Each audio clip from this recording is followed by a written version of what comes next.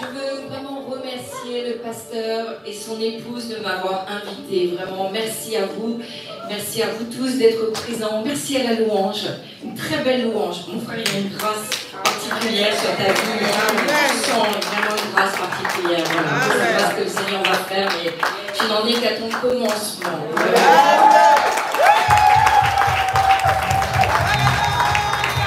Je suis sortie de la leçon. Je sens l'onction.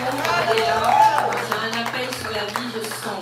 Voilà, vous pouvez vous asseoir. Voilà, je vais peut-être me présenter quelques instants. Donc, je m'appelle pasteur Valérie Brossier. Donc, j'ai travaillé pendant 14 ans auprès de l'homme de Dieu, le serviteur pasteur apôtre Daniel Vindini. C'est mon père spirituel. Donc, j'ai travaillé pendant 14 ans auprès de lui.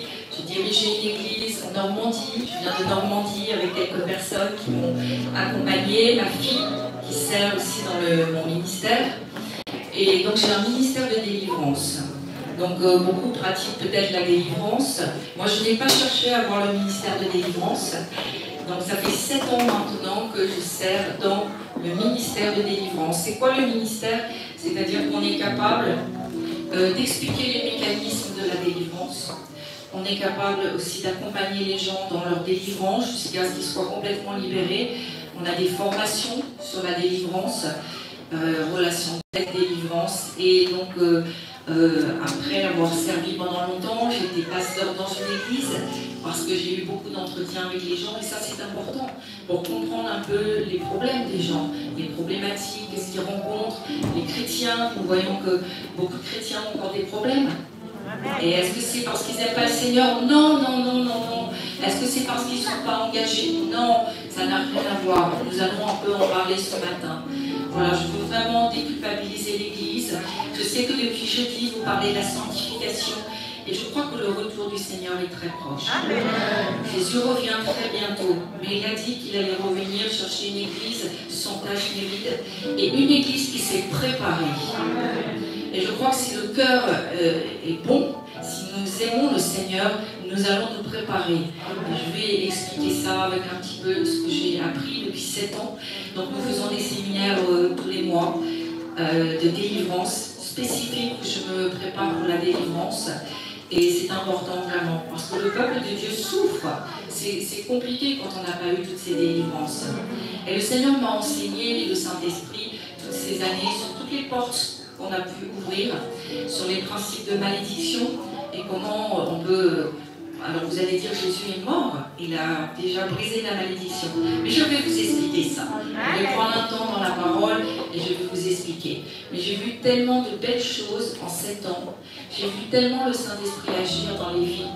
J'ai vu des gens complètement en captivité qui aujourd'hui vont très bien, sont libérés. Et je souhaite que ce soit pour vous ce matin, que la grâce se répande, que vous puissiez attraper quelque chose de votre délivrance. Alléluia. Je voudrais déjà expliquer une chose, c'est que quand vous êtes sauvés, vous avez accepté Jésus comme votre Seigneur et Sauveur, et je crois que c'est le cas aujourd'hui. Ceux qui sont là, et s'il y en a qui ne l'ont pas fait, il faut le faire. Je dirais que c'est la première chose. La première chose, nous sommes percutés par la croix. Nous réalisons ce que Jésus a fait à la croix pour chacun d'entre nous. Et nous disons, nous avons besoin d'un Sauveur. Et ça, c'est vraiment le point de départ. Et à ce moment-là, nous faisons ce que j'appellerais un demi-tour. Nous changeons de direction et nous disons maintenant, je veux vivre avec le Seigneur.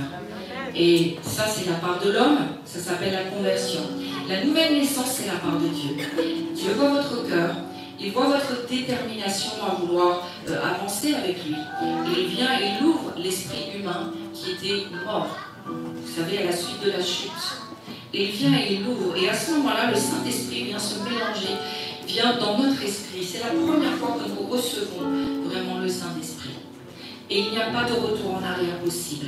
Je sais ce qu'on a pu vous dire, mais on ne peut pas perdre son salut à partir du moment où on est né de nouveau.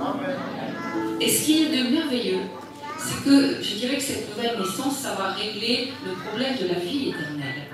Et c'est de loin le plus important. Nous avons besoin de savoir, d'être en paix, en sérénité. Et chaque jour, voilà, nous sanctifions, puisque c'est la sanctification et la délivrance, c'est la sanctification. Et la guérison, c'est la sanctification. Nous voulons que tout notre corps, notre âme et notre esprit aillent de mieux en mieux, n'est-ce pas? C'est le souhait de Dieu. L'apôtre Paul nous l'a dit. Il souhaite que vous prospériez. Comment est-ce qu'on prospère quand notre corps est malade? Comment on prospère quand nous avons des infirmités? Comment est-ce qu'on prospère s'il y a des blocages sans arrêt dans nos vies? Et le Seigneur nous dit, je souhaite que tu viennes et que tu prospères. Et donc la nouvelle naissance, ça règle vraiment le problème de notre éternité. Mais il y a une chose que j'ai bien appris dans le ministère de délivrance au cours de ces années, c'est que ça ne règle pas le problème de notre vie de tous les jours. Nous savons où nous allons. Nous savons que dès que nous allons quitter cette vie, que ce soit par l'enlèvement, que nous mourions, nous allons rejoindre le Seigneur et que nous avons un passeport pour le paradis. Alléluia! Mais nous pouvons vivre sur cette terre comme des mendiants. Réellement comme des mendiants.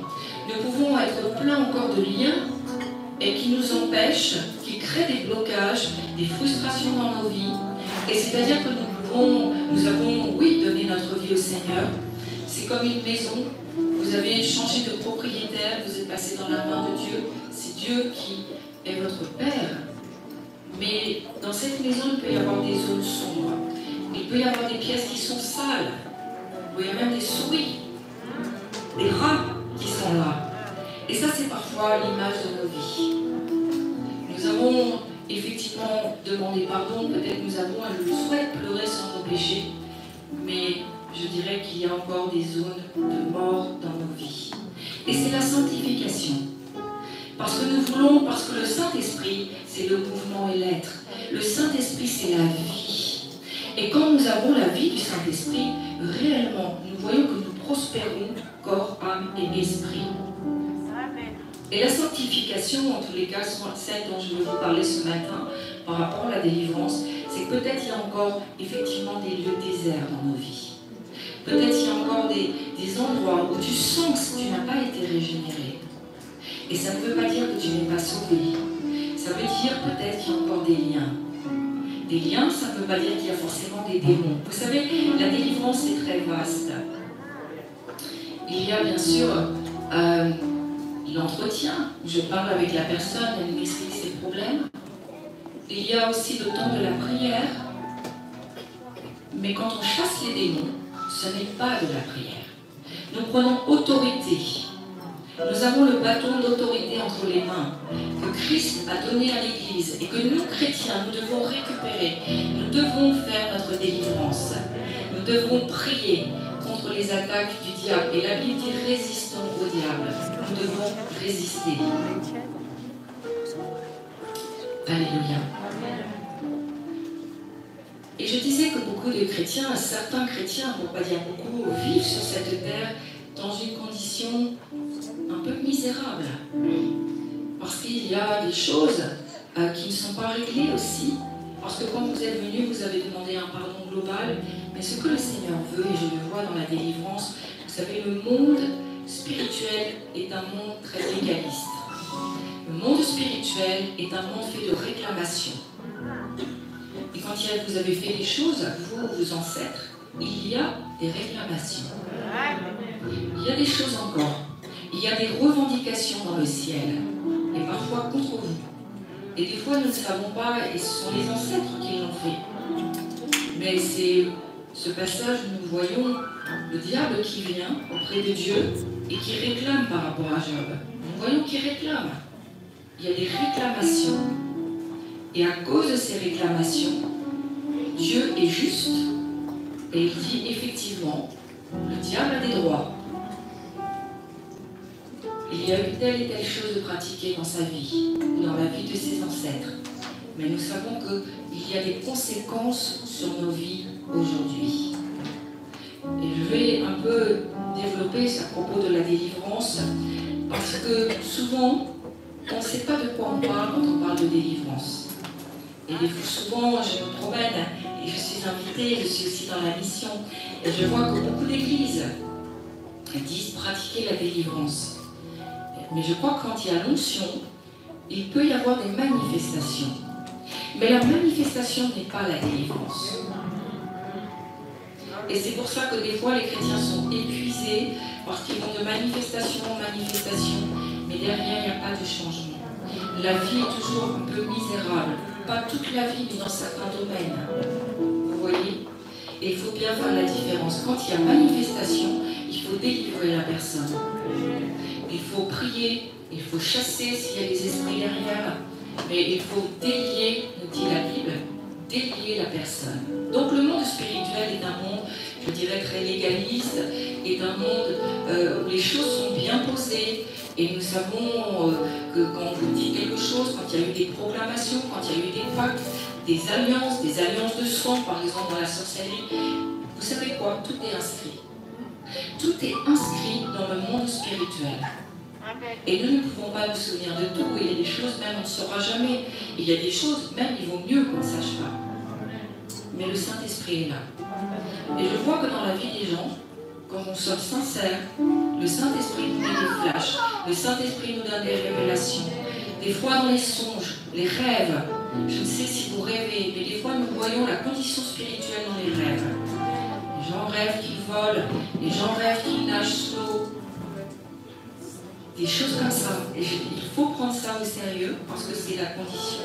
Des fois la condition spirituelle. Quand je prie pour les gens, c'est arrivé que le Seigneur me montre dans le spirituel la condition de la personne. Et c'est comme ça, je ne veux pas vous choquer. Je ne suis pas là pour ça, mais c'est comme ça que je vois des fois les gens dans les cages. Je vois les gens dans des prisons. Je vois des gens qui sont liés, qui ont des boulets aux pieds, vous voyez. Et la Bible nous parle de captivité. Elle nous parle de délivrer les captifs.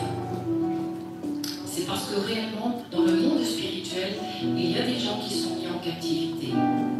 La sorcellerie vous mettra en captivité. L'occultisme vous mettra en captivité. Et c'est à l'Église, c'est à ceux qui ont aussi reçu le ministère et ceux qui prennent le bâton d'autorité. Il nous faut délier les gens, il nous faut les faire sortir de leur captivité. Et la Bible nous dit que ce sont les violents qui s'emparent du royaume de Dieu. Et je crois que dans les séminaires, c'est bien ça la grande différence. Je vois beaucoup de gens venir, et il y a les violents et il y a ceux qui ne le sont pas. Et c'est une violence spirituelle qu'il nous faut appliquer. C'est-à-dire que je vais venir arracher mon héritage en Christ. Je vais venir arracher mes délivrances. Je vais venir arracher mes guérisons. Et il nous faudra exercer une violence. Et les gens qui m'appellent et me disent « Pasteur, j'ai des grands problèmes et je voudrais une petite prière au téléphone. » Je dis « Non, ça ne marche pas comme ça. Il te faudra être violent. Il te faudra en avoir suffisamment assez de ta condition. Et bouger, te déplacer. Peut-être tu vas devoir dépenser de l'argent, mais c'est ça la violence spirituelle. Les gens qui exercent la violence spirituelle récupèrent leur héritage en Christ. Nous devons récupérer tout ce que le diable nous a volé. Le diable, c'est un voleur. Si vous le laissez faire, il va tout vous voler. Il va voler votre argent, il va voler votre paix, il va voler votre santé, il va voler votre foi et vous rendre incrédule. Il va essayer de tout vous voler. Et quand je vois les gens arriver, c'est ce qui s'est passé. Le diable est passé avant Dieu. Ils sont malades. Ils n'ont plus d'argent. Ils sont désespérés. Et la foi est vacillante. Ils ont une condition familiale qui est souvent aussi catastrophique. Et j'ai compassion, mais je dis le diable est passé avant. Il va te falloir beaucoup d'énergie parce qu'il va falloir que tu viennes arracher et récupérer tout ce que le diable t'a volé. Nous sommes en guerre. Nous devons avoir des prières offensives, combatives. Ne vous laissez pas faire. Il y a des promesses dans la parole. Et nous devons tout récupérer. Ce qu'il nous a volé. Et n'arrêtez jamais le combat tant que vous n'avez pas tout récupéré.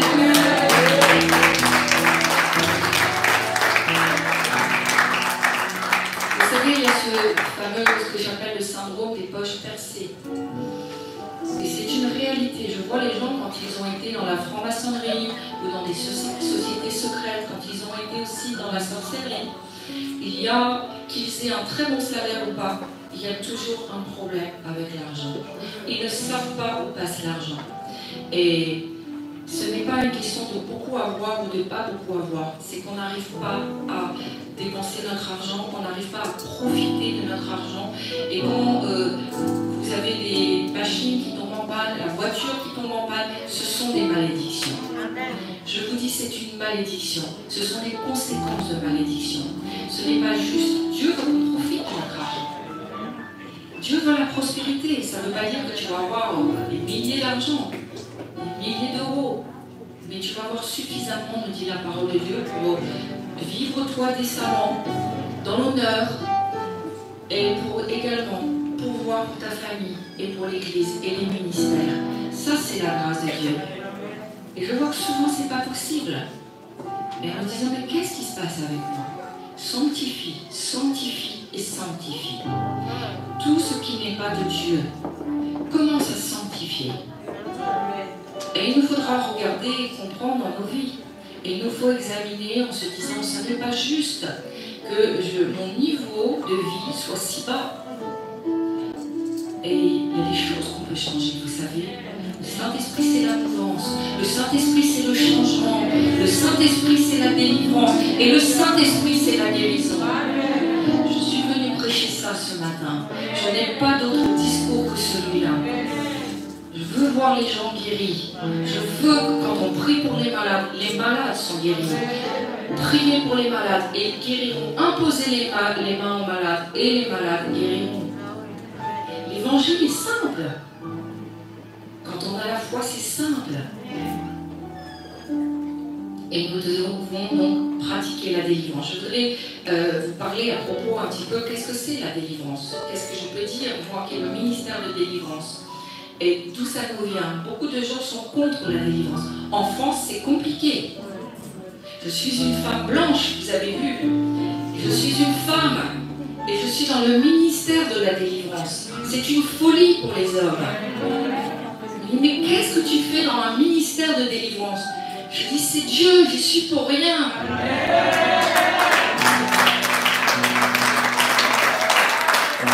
J'ai démarré il y a 7 ans. J'ai prié pour les gens, j'ai démarré dans la guérison intérieure. Ça me convenait bien, je parle calmement, tranquillement.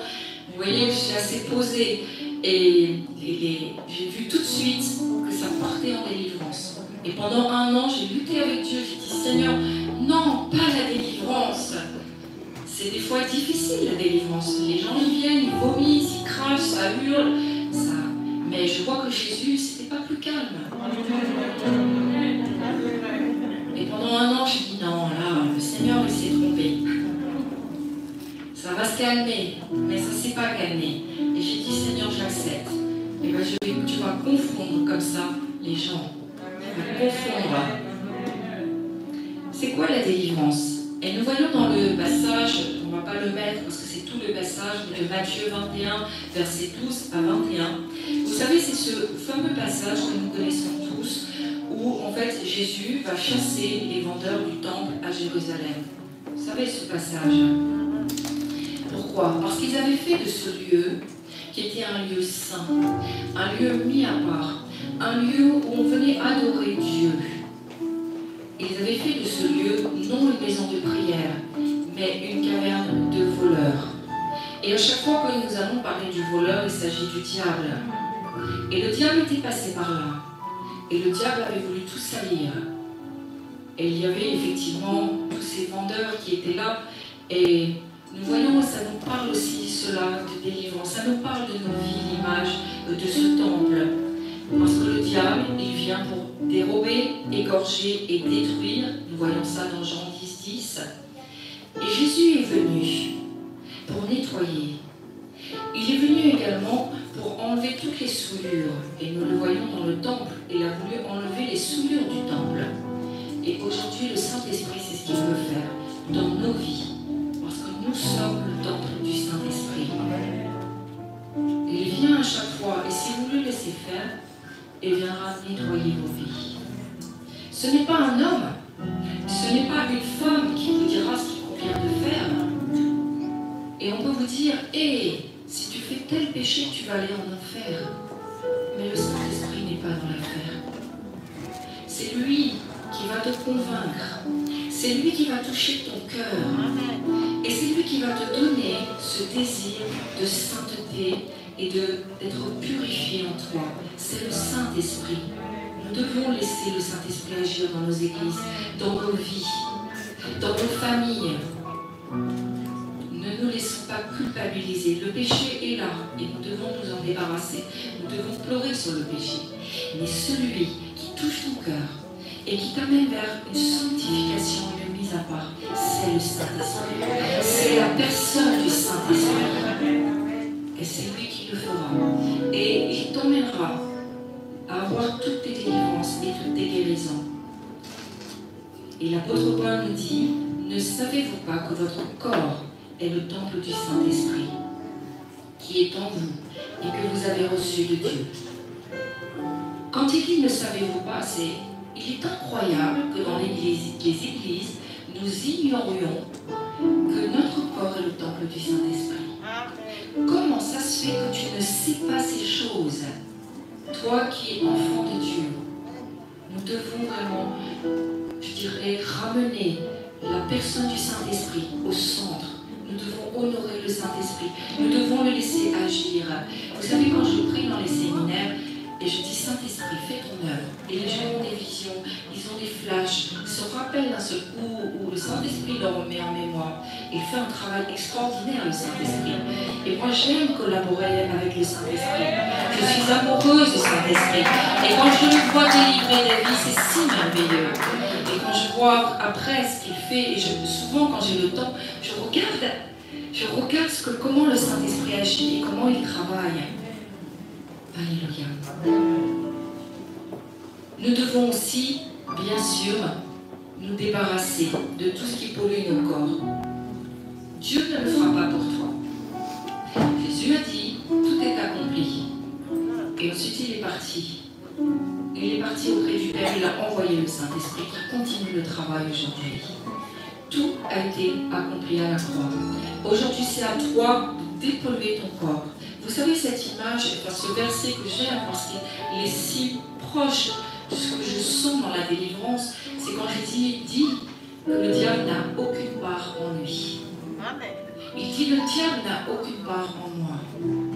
Parce qu'il savait, sans péché, fils de Dieu, il sait que le péché n'a pas pu tisser de lien avec le diable et avec le royaume de Satan.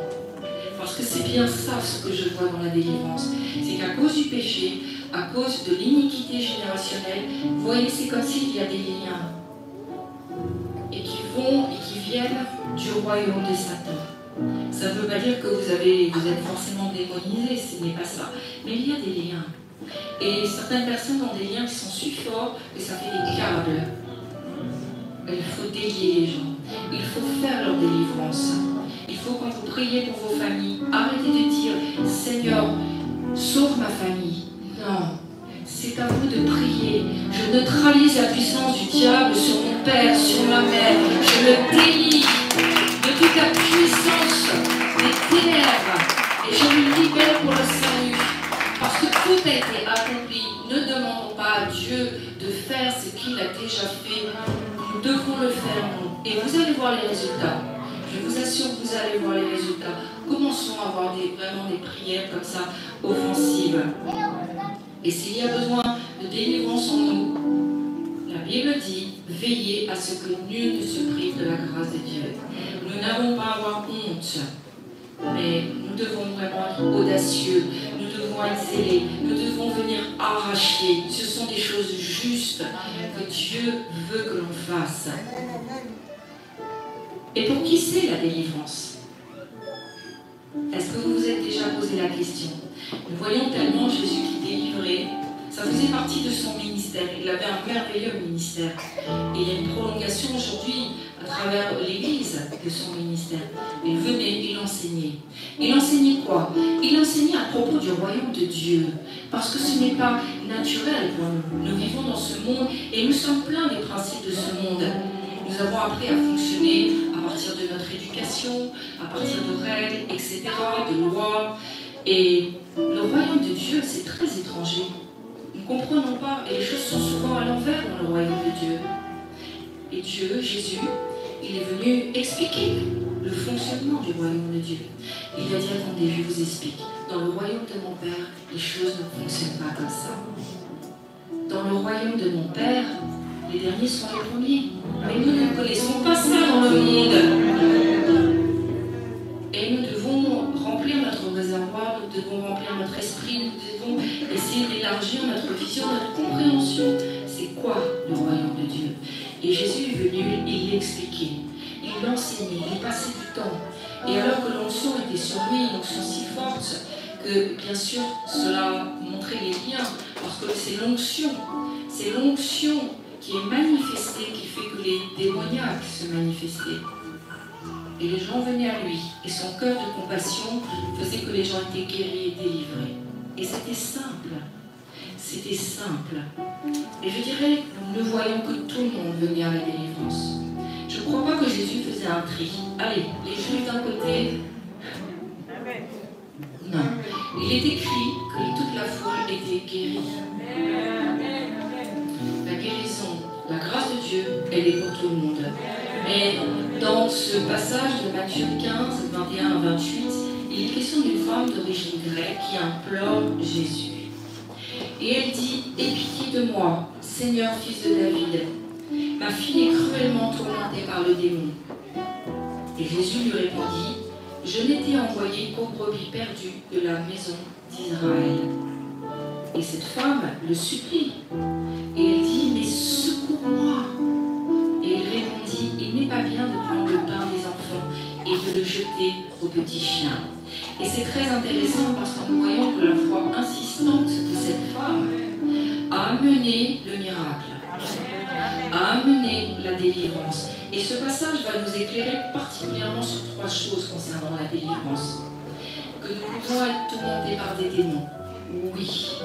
Il y a un monde spirituel et nous savons que ce sont les esprits sans corps qui sont extrêmement tourmentés et il leur faut un corps. Que ce soit un animal, que ce soit un humain, ils cherchent à entrer dans un corps. Nous voyons également que le pain dont il est question, c'est la délivrance. Jésus est venu amener la guérison, amener la délivrance. Et la troisième chose, c'est que la délivrance, elle est destinée à toutes les nations qui invoquent le Seigneur. Si nous croyons que Jésus peut nous libérer et peut nous guérir, que nous soyons chrétiens ou pas, la grâce c'est la grâce. Je ne refuse pas la délivrance aux païens, parce que je crois que les gens qui sont possédés, il leur faut un minimum de délivrance pour accepter Jésus comme le Seigneur.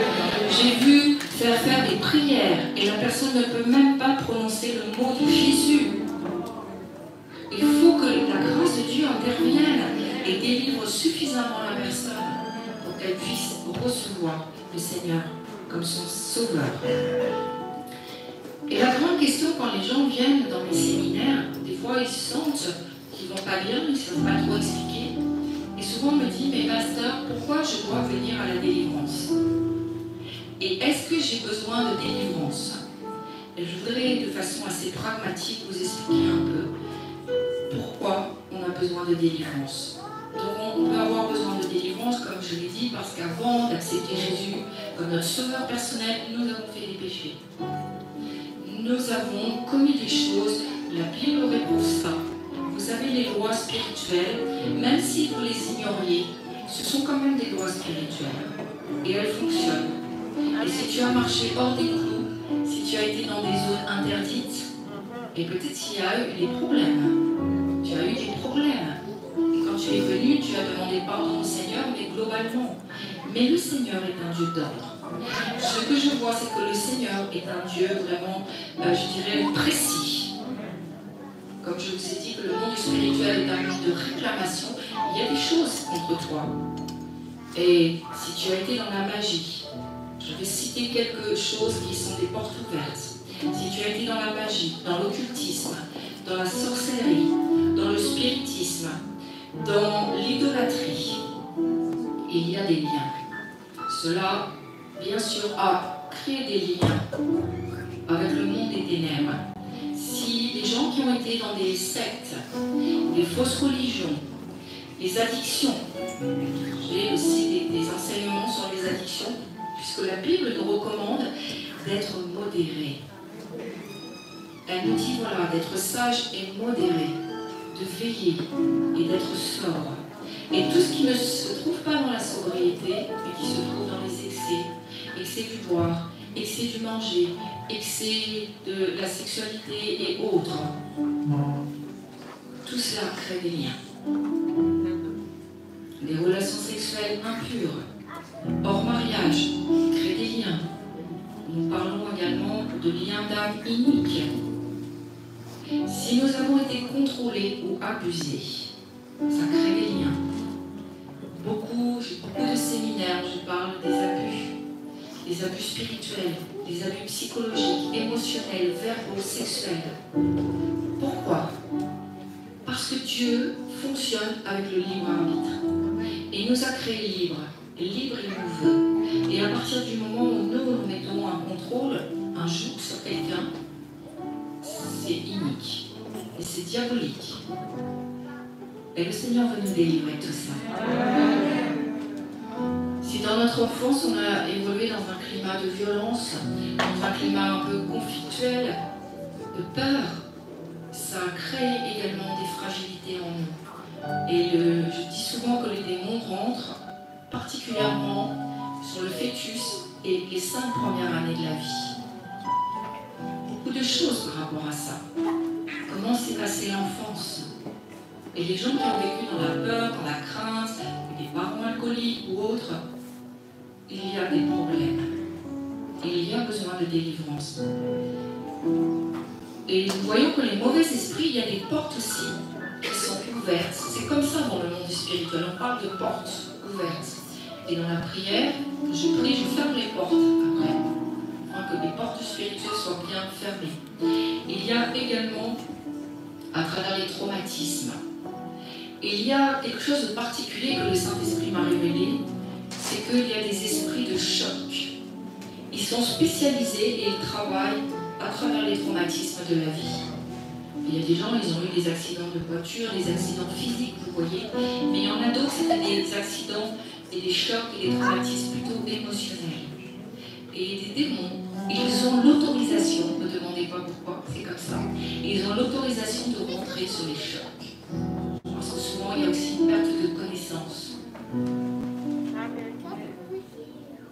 Il y a tout ce qui est les amnésies également. Nous voyons aussi que ce sont des portes aussi ouvertes, les comas accidentels, les prises de drogue, les séances d'hypnose. Aujourd'hui, vous savez, l'hypnose, c'est partout. Et j'ai vu souvent prier pour les gens. Et il y a un contrôle mental. Au point que les gens avec qui j'ai eu certains entretiens me disaient qu'ils rêvaient encore de la personne qui les avait hypnotisés. Il y a un contrôle dans l'esprit qui est là. Et on doit prier pour la délivrance. J'ai quelqu'un que son témoignage là qui me vient en tête, quelqu'un qui a pratiqué de l'éthiomédecine. Je ne sais si vous connaissez l'éthiomédecine. Et donc la sœur avait tout le temps des problèmes. Je sentais des très grosses oppressions dans la tête, et ensuite ça partait dans les jambes, et ça remontait sans arrêt. Quand il y avait l'onction, c'était encore plus fort. Mais la sœur était vraiment mal, difficulté de se concentrer, vraiment se sentait mal. Et j'ai prié, j'ai cru qu'il y avait un mauvais esprit derrière, et il n'y avait pas de mauvais esprit. Mais vous savez, il y a des choses comme ça, des médecines parallèles, et en fait c'est fait avec des énergies diaboliques. Et l'énergie, au bout d'une dizaine d'années, était toujours active en elle. Le Seigneur m'a montré, parce que vous savez, les démons sont soumis, donc quand on dit on les chasse, ils doivent partir, ils n'ont pas vraiment le choix. Et le Seigneur m'a montré qu'il y avait un flux encore d'énergie diabolique en elle, et qui remontait de la tête jusqu'aux pieds, ce qui fait que vraiment, quand on priait, ça faisait comme une manifestation, vous voyez. C'est très vaste la délivrance. J'ai prié et j'ai désactivé le magnétisme et l'énergie diabolique. J'ai prié que le Saint-Esprit la remplisse de son énergie. Et ça s'est arrêté. Ça elle a été guérie et délivrée. Alléluia. Il y a tant de choses comme ça que moi j'ai pu apprendre dans le ministère, des portes ouvertes comme ça. Et il y a l'iniquité générationnelle, ce que les ancêtres ont fait. Et vous savez quoi? Il y a évidemment ceux qui disent en Christ on ne peut pas être sous un poids de malédiction, parce que nous sommes sous la grâce. Et je le crois. Je crois qu'en Christ nous sommes bénis, nous avons la bénédiction. Mais je sais, aujourd'hui je sais, au bout de 7 ans de ministère, qu'il y a des conséquences de malédiction qui nous affectent. C'est une réalité. Et ça affecte la condition sur terre de notre vie. Nous n'avons pas une aussi belle vie que nous voudrions. Il y a tant de choses comme ça. Et je vois vraiment, il y a je vois chez les femmes, par exemple, les conséquences de malédiction se mettent sur les entrailles. Vous voyez, au niveau du ventre, j'ai des problèmes gynécologiques, problèmes intestinaux, problèmes, tout ce qui est de fibromes, etc. Et ça me parle, parce que je regarde dans le Deutéronome les conséquences à l'époque des malédictions. Et aujourd'hui encore, on le voit. Et il nous faut prier, il nous faut briser les malédictions et libérer les captifs. Je voudrais vous parler un peu des signes qui montrent le besoin de délivrance. Parce que des fois, on appelle bénédiction ce qui n'est pas la bénédiction. Et on croit que toute notre vie est sous la bénédiction. Et il nous faut prêcher et expliquer c'est quoi la bénédiction aujourd'hui, mais c'est quoi la grâce, c'est quoi la faveur de Dieu. Je crois à la santé divine. Je crois qu'il est possible de ne pas prendre de médicaments, d'être en bonne santé et de vieillir tranquillement, paisiblement. Voici les signes. Il y a différents signes, mais je te donnerai les plus fréquents au niveau de la religion déjà. Nous voyons des gens qui sont asservis au dogme des hommes et ils n'ont pas de liberté spirituelle. Ils sont sous des jougs religieux. Il n'y a plus le Saint-Esprit. Il faut faire, ce sont vraiment, vous voyez, des jougs comme ça, des contrôles, la servitude de l'égalisme. Et les gens sont souvent sous un poids de religiosité et de culpabilité. Il y a des gens, ils viennent, ils disent j'ai tout le temps des pensées de culpabilité. Je dis ça, c'est tu es lié, tu es asservi souvent des jougs comme ça, religieux. Mais le Saint-Esprit n'est pas là. Quand le Saint-Esprit est là, on sait où on en est.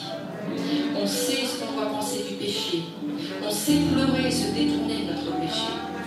Mais quand c'est le poids des hommes, la culpabilité, les jougs, on a les pensées qui vont avec. Il y a également autre chose qui nous font penser qu'on a besoin de délivrance. C'est ce que j'appellerais la servitude des peurs.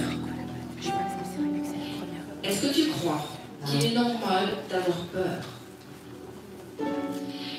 La Bible me dit que le royaume de Dieu, c'est un royaume de paix, d'amour, de justice. Et elle me dit aussi que le royaume du diable, c'est un royaume de tourment, de peur, d'angoisse. Il n'y a pas de paix dans le royaume du diable. Or, je me dis que s'il y a encore des peurs dans ma vie, c'est que ces peurs-là, elles viennent bien de quelque part. Mais elles ne sont pas mes peurs. C'est un usurpateur. Il nous fait croire que ces peurs, elles sont normales, elles sont justes, que tu ne peux pas vivre sans peur. Et moi, je te dis, c'est faux. Ces peurs-là ne viennent pas de Dieu. Et ces peurs-là ne viennent pas non plus de toi. J'ai vu prier pour une femme. Elle avait été très très tourmentée par beaucoup de peur et elle était enceinte et elle a eu un garçon et elle m'a dit il y a quelque chose de très bizarre, c'est que toutes les peurs que j'avais sont passées sur mon fils. Et moi j'ai plus de peur et lui il a tout récupéré. Étrange, mais ça dit bien que les peurs, elles n'appartiennent pas les peurs. Et je vois que quand les gens ont besoin de délivrance, ils ont des peurs. Ils ont peur des tunnels, ils ont peur de plein de choses et leur vie se limite. Et le diable cherche à réduire leur vie et leur destinée. Parce que si tu as peur de prendre la voiture, de prendre l'avion ou autre, tu ne vas pas faire grand-chose pour le Seigneur. et les limitations. Ce sont les limitations. Le diable limite ta destinée et ta vie. Il y a des gens que j'ai suivis, ils avaient peur de tout, ils ne voulaient même plus sortir dans la rue, ils ne voulaient même plus côtoyer leur famille. Ils avaient peur. Peur de la maladie, peur de la mort, peur. Le monde t'injecte ses peurs, mais dans le royaume de Dieu, il n'y a pas de peur. Il faut réaliser cela, c'est 50% de la délivrance. Rejetez les peurs. Délivrez-vous, soyez des gens courageux. Nous n'avons pas à craindre le coronavirus. Nous n'avons pas à craindre la contagion. Alléluia. Les gens du monde craignent, mais nous ne sommes pas comme les gens du monde. Il y a évidemment toutes ces... Il y a des gens, c'est des tourments et des angoisses qu'ils ont. À propos de tout et de rien. Ça n'est pas normal. Il y a également tout ce qui est du domaine des mensonges. J'ai vu des esprits se mettre dans la bouche des gens. Et les gens mentent. Et quand vous leur dites vous mentez, ils disent non. Parce que ce sont des démons. Il y a également toute la problématique des malédictions qui freinent nos vies. Il y a besoin de délivrance pour les maladies physiques. J'ai vu beaucoup de fois prier pour les gens et derrière la maladie, il y avait un démon. Les infirmités. Il y a parfois des démons derrière. Et nous avons l'autorité pour que les gens se lèvent et sortent de leur maladie. Il y a des démons parfois, et en tout cas besoin de délivrance quand il y a la dépression, les esprits de mort, les esprits de suicide. Il y a effectivement, le diable souvent nous fait croire que nous sommes dans un espace où Dieu a le contrôle total sur nos vies. C'est faux. Nous lui appartenons, mais il y a des domaines dans nos vies qui ne sont pas sous la seigneurie de Jésus-Christ. Tu n'as pas forcément sanctifié tous les domaines de ta vie. Tu n'es pas amené au Seigneur, à sa soumission, chaque domaine de ta vie. Est-ce que la sexualité est un domaine que tu as amené au Seigneur? Est-ce que ton argent, tes finances, tu les as amenés au Seigneur? Qu'ils te disent comment faire. Il y a tant de versets aussi dans la parole qui diront ce que tu dois faire avec chaque domaine de ta vie. Et tant qu'on n'a pas fait ça, Dieu n'est pas au contrôle de nos vies, totalement. Dieu est au contrôle dans le sens où il a fixé des limites au diable. Et le diable ne pourra pas aller au-delà d'une certaine limite. Le diable ne peut pas reprendre ta vie. Mais il peut poursuivre ton âme à travers des pensées de dépression, t'amener au suicide. Il peut le faire. Il peut également, à cause de réclamations sur la vie et de conséquences de malédiction, amener une mort prématurée. Il y a tant de morts prématurées, des gens qui n'étaient pas arrivés à la fin de leur vie. Et Dieu n'avait pas prévu qu'ils meurent à ce moment-là. Et ça, c'est catastrophique. Parce que ça veut dire que notre mort n'est pas sous le contrôle de Dieu.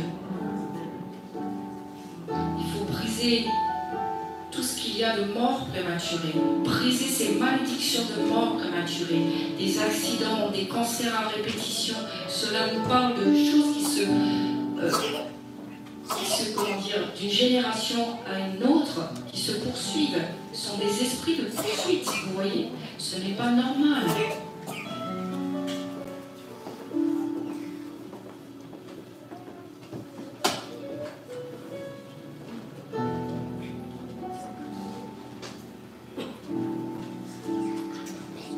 Je vais bientôt arrêter, je voudrais prendre un temps pour prier.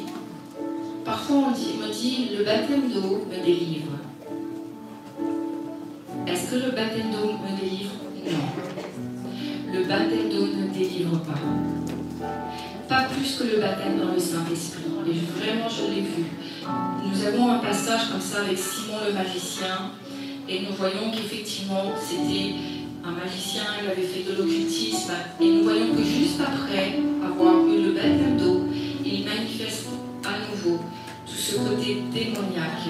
et il veut acheter la puissance du Saint-Esprit. Si le baptême d'eau vous délivrait, nous l'aurions vu. Il aurait changé, mais non.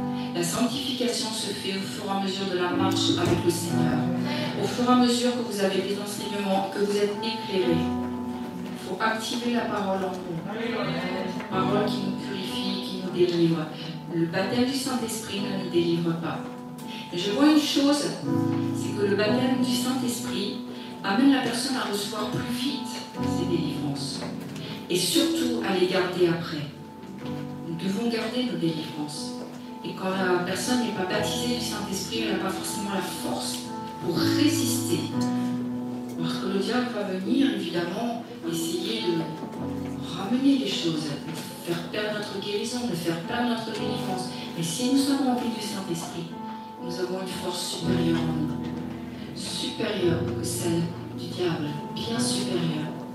Je ne minimise pas la puissance du diable. Et vous savez, je me suis moi-même retrouvée dans des situations où j'ai dû aller chez des gens et il y avait eu de l'occultisme, il y avait eu de la sorcellerie de pratiquer.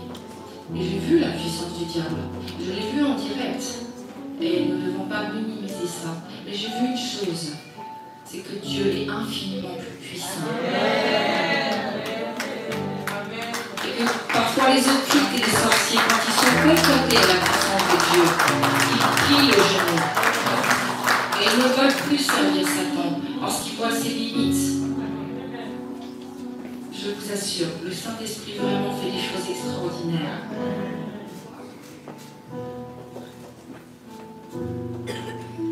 Il y a peut-être des gens à qui ça a parlé ce matin. Vous sentez que vous auriez besoin de délivrance, vous sentez que vous n'êtes pas complètement libre, vous sentez qu'il y a des frustrations, des blocages dans vos vies. Je voudrais simplement vous donner aujourd'hui l'occasion de vous approcher, nous allons prier. Je sais qu'à chaque fois qu'il y a une prière, ça enclenche quelque chose, ça enclenche un processus de délivrance. Et le Saint-Esprit se chargera de continuer aussi dans vos vies. Mais je crois que la première chose que nous devons faire, c'est être humble devant Dieu. Ne passons pas à côté de la grâce. Un jour, moi aussi, j'ai dû faire ça. Avant de rentrer dans le ministère, j'ai dit, Seigneur, je veux être clean. Je ne veux pas imposer les mains aux gens si moi, mes mains ne sont pas propres. Elles n'ont pas été sanctifiées, purifiées, ainsi que toute ma vie. Et je crois que c'est important. Et que le Seigneur aussi, aujourd'hui, veut vous bénir. Mais il faut venir un cœur humble et pas orgueilleux et dire, Seigneur, ok, si tu penses que j'ai encore besoin d'être purifié, si tu penses que j'ai encore besoin d'être nettoyé, je suis d'accord. Et c'est la première chose. Et la deuxième, c'est de croire que Dieu est tout puissant et qu'il est la solution. Et il n'y a que par Dieu. Il n'y a que le Saint-Esprit qui pourra le faire. Aucun psychologue, psychiatre, médecin ou autre ne pourra le faire. Mais le Saint-Esprit va pouvoir vraiment libérer en profondeur et te montrer où il y a encore un besoin d'être épuré et d'être libéré. Si tu as du mal à prier, si la Bible est un livre que tu as du mal à comprendre, peut-être c'est un besoin de délivrance. Parce que quand nous avons eu des délivrances, les choses de Dieu semblent simples. Prier semble beaucoup plus simple. Et c'est pour ça que quand nous lisons et que nous entendons des fois les enseignements, c'est compliqué. Parce qu'il nous faut encore être déliés de tout ce qui vient du diable. Et le reconnaître humblement. Est-ce que nous pouvons simplement mettre une main sur notre cœur et je vais faire répéter après moi? C'est chacun pour soi. Et ne regarde pas ton voisin. La délivrance, elle est individuelle, elle est personnelle. Devant ton Dieu, tu es là devant ton Dieu, dans la simplicité, dans l'humilité. Et crie à Dieu dans ton cœur. Tu connais tes problèmes mieux que moi.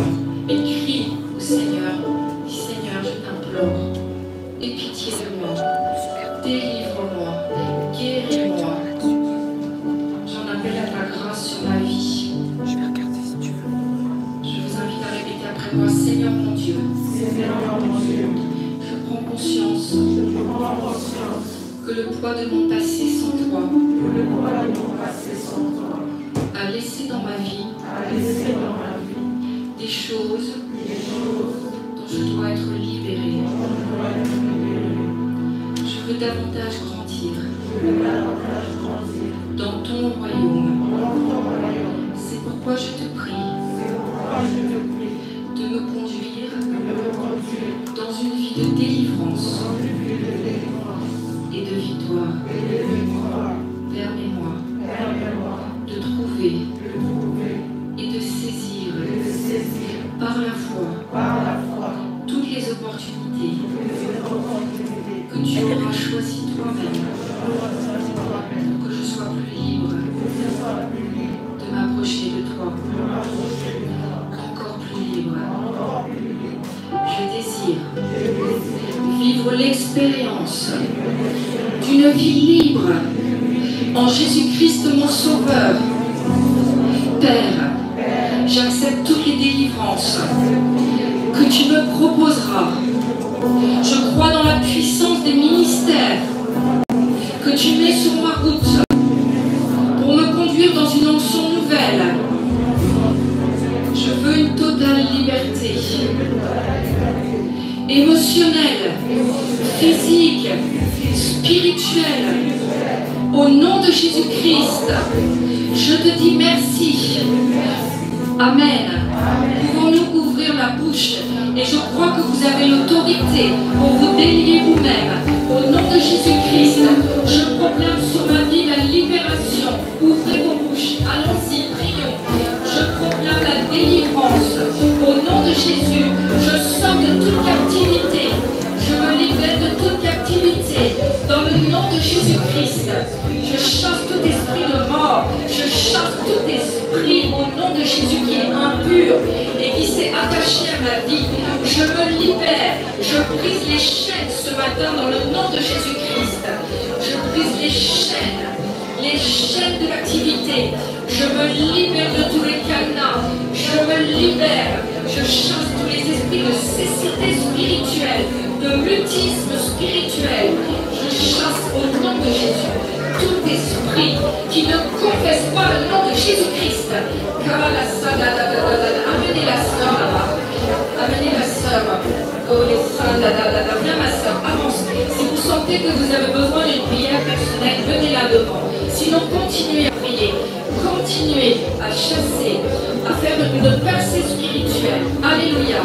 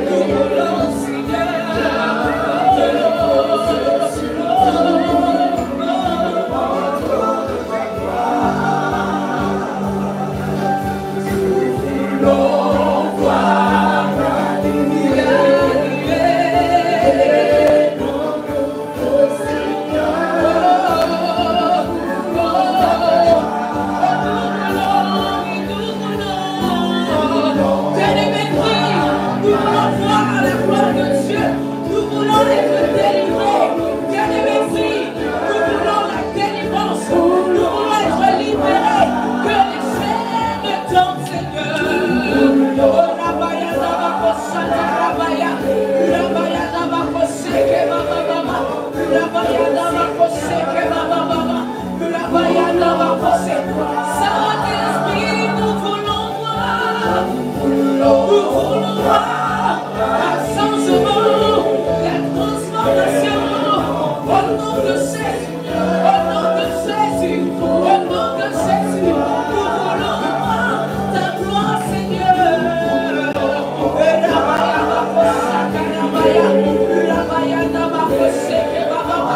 Je ne veux plus de cette vie, je refuse cette vie, je ne veux plus cette vie. Oh, je veux voir ta gloire, Seigneur. Je veux voir ta gloire, Seigneur. Je veux voir ta gloire, Seigneur. Que ma vie soit délivrée, que ma famille soit délivrée, que mes enfants soient délivrés. Je veux voir ta gloire. Oh oui, nous voulons. Que les liens soient brisés, Seigneur. Que les chaînes tombent, Seigneur. Que nos vies soient transformées. Qu'aucun de nous ne ressorte de Seigneur tel qu'il est rentré. Nous voulons voir ta gloire, Seigneur. Nous voulons voir ta nuée, Seigneur.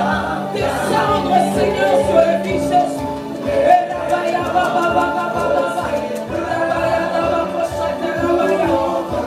Nous voulons voir ta gloire.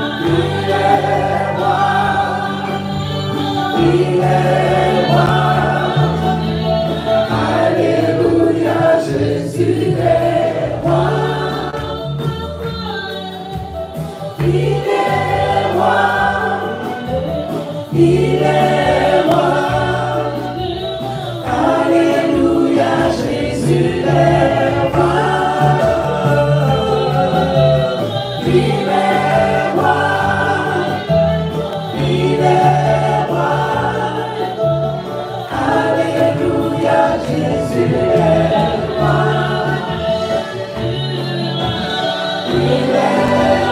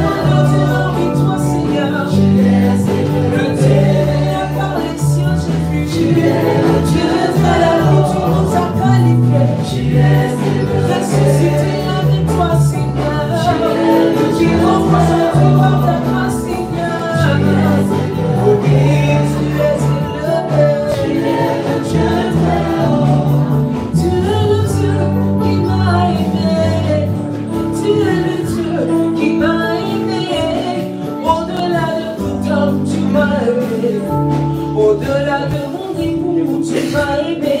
Tu es le Dieu qui m'a aimé. Tu es le Dieu qui m'a aimé. Oh, tu es le Dieu qui m'a aimé. Tu es le Dieu qui m'a choisi. Tu es le Dieu qui m'a choisi. Parmi la masse, tu es le Dieu qui m'a choisi. Parmi toutes les populations qui m'a choisi. Alléluia, tu es le Dieu qui m'a sauvé. Tu es le Dieu qui m'a sauvé. Tu es ce Dieu-là qui m'a sauvé. Qui est parti chercher ma vie au fond de la vie. Tu es ce Dieu qui m'a sauvé. Tu es élevé. Tu es le Dieu très haut. Tu es élevé.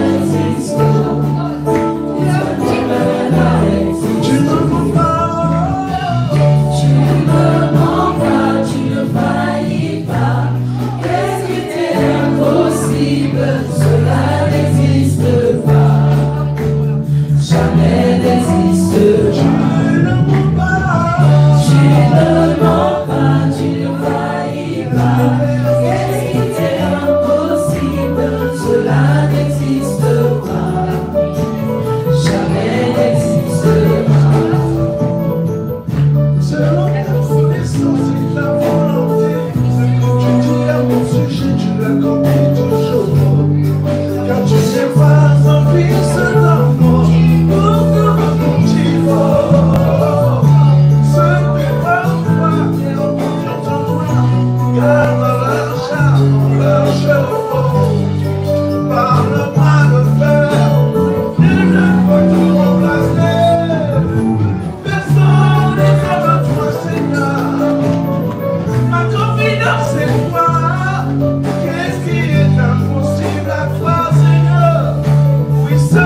n'existe pas.